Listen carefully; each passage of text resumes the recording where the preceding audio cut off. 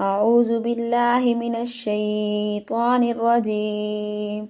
بسم الله الرحمن الرحيم.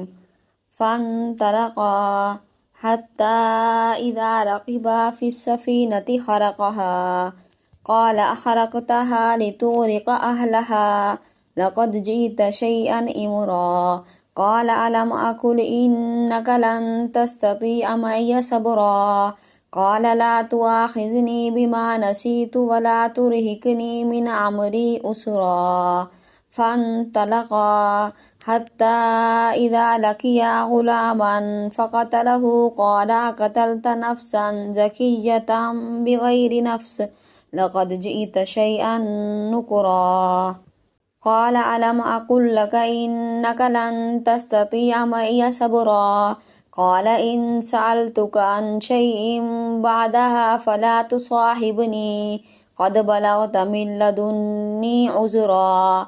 فانطلقا حتى إذا أتيا أهل قرية استطعما أهلها فأبوا أن يضيفوهما فوجد فيها جدارا يريد أن ينقض فأقامه.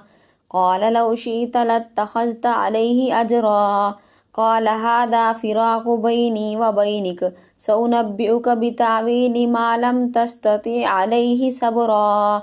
أما السفينة فكانت لمساكين يعملون في البحر فأردت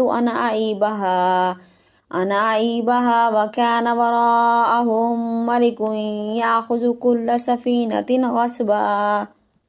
وأما الغلام فكان أبواه مؤمنين فخشينا أن يرهقهما طغيانا وكفرا.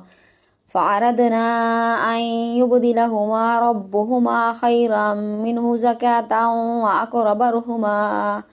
وأما الجدار فكان لغلامين يتيمين في المدينة وكان تحته كنز لهما وكان أبوهما صالحا.